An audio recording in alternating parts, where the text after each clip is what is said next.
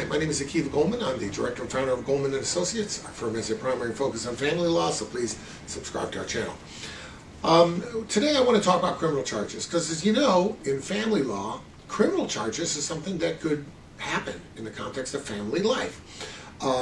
It could happen because there's a domestic situation in one's house. It could happen because somebody is perhaps accused of a crime. It could be shoplifting. It could be a disturbance of some sort. It could be, fleeing and eluding a police officer. It could be drunk driving. You go to a wedding, you have too much to drink, they pull you over, all of a sudden you're charged with a criminal offense of operating on the influence. You only had one drink and you can't believe it, but you're charged. What do you do in that situation? Well, you have to understand one thing. Criminal charges are not traffic offenses, okay? They're not the kinds of things where you can probably just send a letter, send a check, be done with it, and that's it. You have to realize that criminal charges carry a much more significant impact on your record. You could be convicted of a crime, and then every time you go to apply for something that asks, have you ever been convicted of a crime? You spent the last 40 years checking the no box. Now you have to check the yes box and deal with all the implications that come along with that. It could impact your ability to get credit, to get a job, to get a mortgage. Any time that you're asked that question, you never want to check yes on that box. So being charged with a crime, is a pretty serious thing. The first thing you need to do is contact your lawyer. If you don't have one, get one. Contact your lawyer, because ultimately there may be a way, even if you're guilty, of handling it in such a manner where the impact on your life is much, much less. Lawyers are not magicians. We don't have a bag of tricks. But we may be able, because of our experience and knowledge of the court systems, the court rules, and the judges, to work out a scenario where, while you may be guilty of this, you may be able to admit responsibility to that, and even though you didn't do that at all and weren't even involved with that, that may have a much lesser impact on your record. I'll give you an example, and it's not even an example of a criminal offense, but I think it'll make the point very clear. Years ago, a client called me. It was an old client of mine. We handled his custody case a long time ago. He didn't call about custody. He was very, very upset because he got caught speeding 40 in a 25.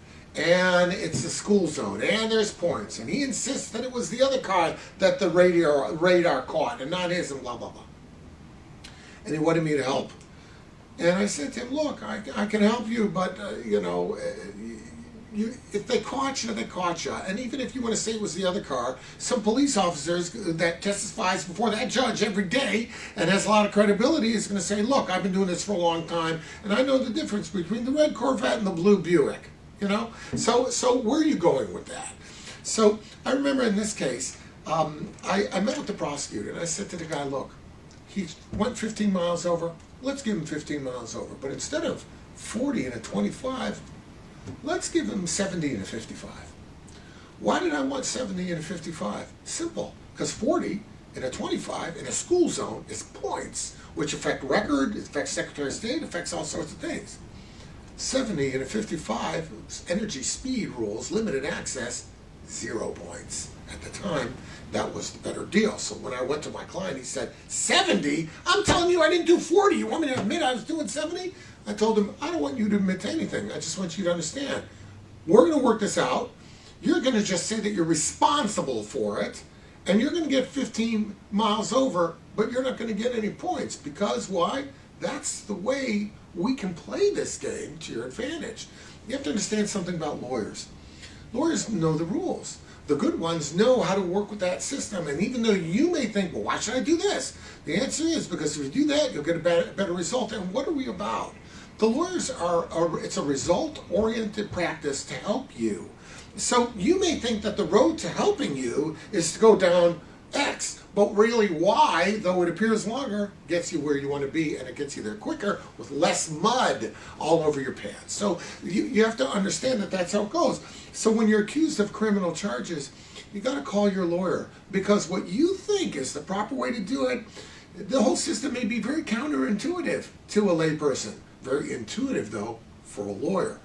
Now, the guy who does this for a living is probably the guy who can help you best. And if you think about it reasonably, what could be more reasonable than that approach? If you have any questions, reach out. We'll be glad to help you out.